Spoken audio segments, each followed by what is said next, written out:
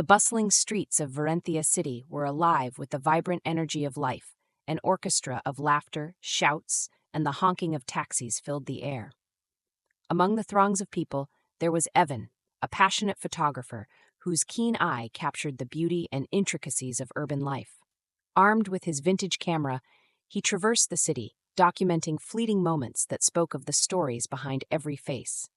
Evan had a knack for spotting potential in every scene, from the glow of neon signs flickering against the backdrop of dusk to the subtle expressions of strangers lost in thought.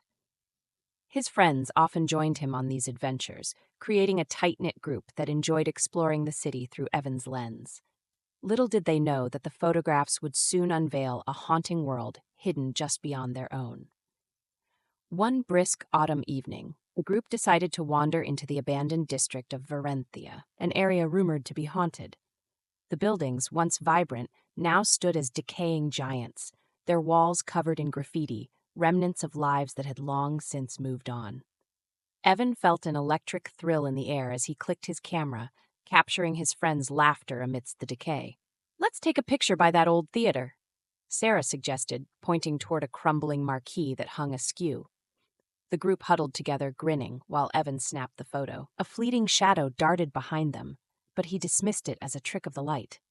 Later that night, he developed the film in his small home studio, anticipation buzzing in his veins. As the images materialized, his excitement quickly morphed into unease. In the background of each photograph, dark silhouettes lurked, blending with the shadows. The figures appeared human but were distorted, their features twisted in silent screams, contorted in anguish. "What the hell is this?" Evan murmured, staring at the developing prints. He flicked through the photos, each one revealing a more grotesque scene than the last.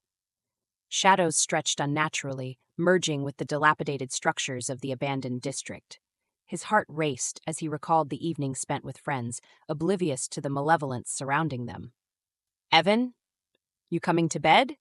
His roommate called from the other room, snapping him back to reality. He quickly hid the prints, a shiver crawling up his spine. Sleep evaded him that night, haunted by the figures in the photographs. The next day, curiosity compelled him to share the eerie photos with his friends. They gathered at their usual cafe, the scent of coffee mingling with the crisp fall air. "Look at these shots from last night," Evan said, sliding the photos across the table. "Whoa, those are creepy," Jake remarked, eyeing the shadowy figures. "What did you do? Shoot in the dark?" "I swear I didn't edit them. I thought I just caught some weird lighting, but look at the details." As they studied the photos, an uncomfortable silence enveloped the group.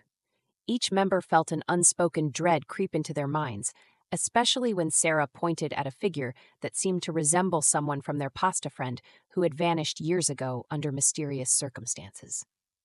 "That looks like Greg," she whispered, her voice trembling. "We never found him." Evan felt a chill settle in his chest. It can't be. It's just a coincidence, right? But deep down, a gnawing sensation told him otherwise. He decided to return to the abandoned district alone, convinced that perhaps there was more to uncover. The sun hung low in the sky, casting long shadows that seemed to beckon him forward. As he entered the district, the air grew heavy, thick with an unsettling silence that wrapped around him like a shroud. He retraced his steps from the previous night, snapping pictures of the dilapidated structures. Each click of the shutter echoed, amplifying his anxiety. Suddenly, he spotted a doorway partially concealed by vines. A faint whisper lured him inside, a sound he couldn't ignore. Stepping into the darkness, he felt the temperature drop sharply, a sensation akin to walking into a tomb. As he fumbled with his camera, the shadows began to swirl around him, thickening and pulsating with a life of their own. He raised the camera to take a picture, hoping to capture whatever entity lurked within. But as he clicked the shutter, the room exploded into chaos. The shadows erupted, coalescing into grotesque figures, their faces twisted in agony. The air vibrated with tortured screams, reverberating in his mind as Evan stumbled backward. Each shadow represented a fragment of the past lost souls trapped in this dimension, unable to escape their torment. Panic gripped him as he fled from the doorway, the figures clawing at him, trying to pull him into their nightmarish realm.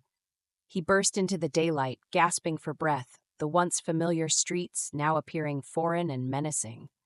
The shadows retreated, But the terror remained. Evan rushed to his friends, desperate to share his experience.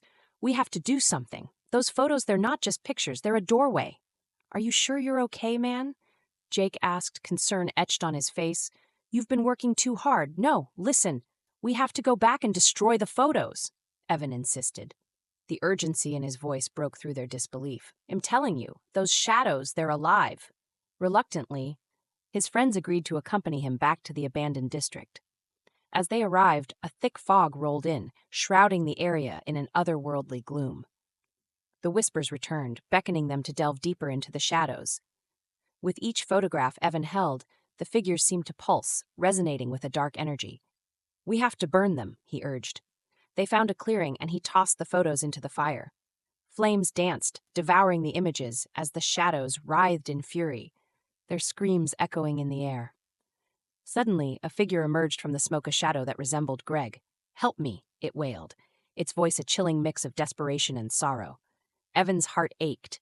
"Greg, we're trying. We need to break the connection." As the fire blazed, the shadows began to retreat, their forms distorting as if being pulled back into the depths of despair. But the shadow of Greg lingered, a desperate expression on his face.